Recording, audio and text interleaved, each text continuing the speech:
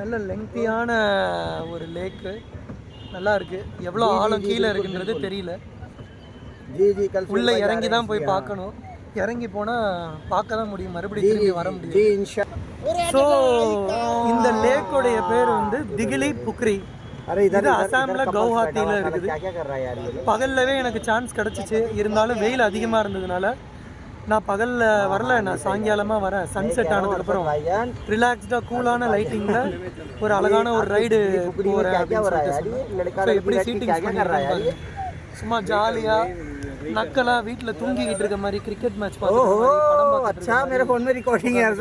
First வந்து என்னென்னா, single பர்சனாக இருந்தால் ரைடுக்குள்ளே அலோவ் பண்ண மாட்டோம், உங்கள் கூட யாராவது ஒரு கப்புள் வேணும் அப்படின்னு சொல்லி சொன்னாங்க. அதுக்கு என்ன கப்புளுக்கு நான் என்ன மேட்ச் மேக்கிங்காக பண்ணிட்டு கொண்டு வர முடியும்? சரி, வேறு யாராவது வரட்டும், வந்தால் நான் அவங்க கூட ஜாயின் பண்ணிக்கிறேன் அப்படின்ற மாதிரி. நமக்குன்னே வந்து கரெக்டாக ஆட் நம்பர்ஸில் 3 பேர் வந்து வந்திருந்தாங்க. ஸோ வந்தோடனே இப்போ ஓகேன்னு சொல்லிட்டு நம்மளை உள்ளே அலோவ் பண்ணிட்டாங்க. நம்ம இந்த ரைடுக்கு ஸோ என்னென்னா, ஃபஸ்ட்டு நான் வந்து கேட்டிருந்தேன் இந்த மாதிரி, இந்த ரைடில் வந்து ஒரு ஆஃப் த ரைடில் எனக்கு பெடலிங்க்கு நீங்கள் கொடுக்கணும், நான் வந்து பெடல் பண்ணுவேன் அப்படின்னு சொல்லியிருந்தேன். ஃபஸ்ட்டு வந்து ஓகே அப்படின்னாங்க. ஆக்சுவலாக இவங்க ஓட்ட ஆரம்பித்து ஒரு 5 மினிட்ஸில் அவங்களே டயர்டாகிட்டு, பேசாமல் நீங்களே வந்து பின்னாடி வந்து பெடலிங் பண்ணுங்கள், நாங்கள் வந்து முன்னாடி வந்துடுறோம் அப்படின்னு சொல்கிறாங்க. ஸோ இப்போ நானும் பையாவும் பின்னாடி போய் பெடலிங்கை ஸ்டார்ட் பண்ணணும். இந்த எண்டில் நாங்கள் வந்து இன்டர்சேஞ்ச் பண்ணிப்போம். भैया धीरे से बदल दो भैया सीट को, एक साइड पर वो नीचे जा रहा है, बहुत ध्यान से जाइए. ஸோ என்னென்னா, பின்னாடி இருக்கிற அவருக்கு, அந்த ரைட் சைடில் இருக்கிறவருக்கு வந்து டயர்ட் ஆகிடுச்சாமா பெடலிங் பண்ணி, அதனால் வந்து ஃப்ரண்ட்டில் இருக்கிறவரை வந்து பின்னாடி கூப்பிடுறாங்க.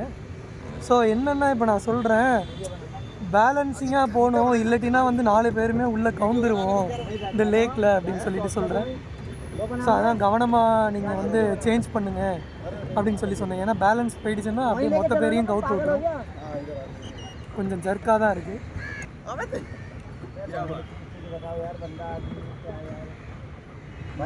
என்ன பண்ண போகிறாங்களோ தெரியலையே.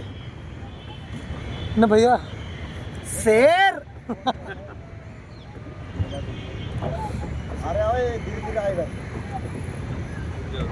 दिल्ली वाला कौन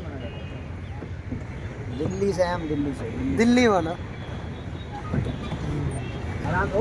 अभी हमने क्या फैसले लिया, हम कोने में जाके दूसरे आदमी को बदलेंगे, इसीलिए हम सभी को सुरक्षित है.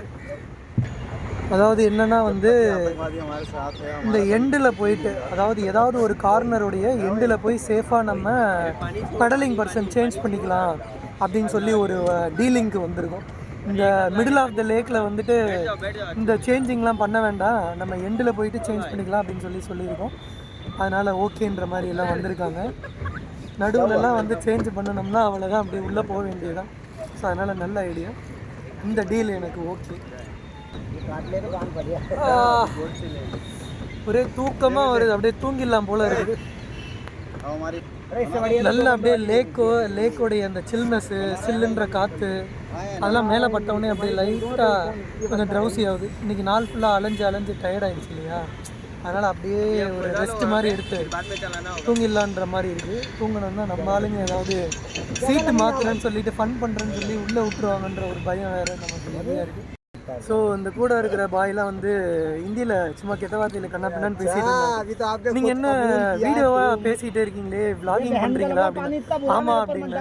ஐயோ விளாகிங் பண்ணுறீங்கன்னா முதல்ல சொல்லியிருக்கீங்க, ஆனால் நான் ஹிந்தியில் வந்து கெட்ட வார்த்தையில் பேசி திட்டிகிட்டு இருக்கேன், இதெல்லாம் நீங்கள் போடுவீங்களா அப்படின்னா.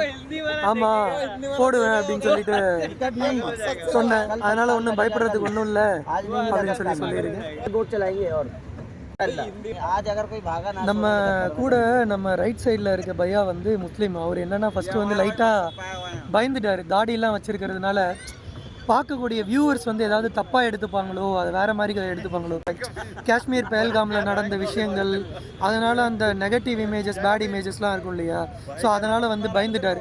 நான் சொன்னேன், நம்ம தமிழ்நாட்டிலலாம் அந்த மாதிரி கிடையாது, நம்ம வந்து இந்து முஸ்லீம்ஸு கிறிஸ்டின்ஸ் எல்லாமே வந்து பிரதர்ஸ் அண்ட் சிஸ்டர்ஸாக ஃப்ரெண்ட்லியாக தான் நம்ம பழகுவோம், நமக்கு அந்த भाई டிஃப்ரென்சஸ்லாம் भाई हिंदू கிடையாது मुस्लिम भाई भाई அப்படின்னு சொல்லிட்டு हिंदू मुस्लिम सिख ईसाई आपस में सब अच्छा, भाई भाई हमारी तमिलनाडु पर ऐसी कोई फ़र्क नहीं, हम हिंदू मुस्लिम क्रिश्चियन सभी भाई लोगों के जैसे बहन भाई जैसे है, हमको कोई फ़र्क नहीं पड़ता है। बहन वो बहन अच्छा भाई हम लोग बहन खाली वो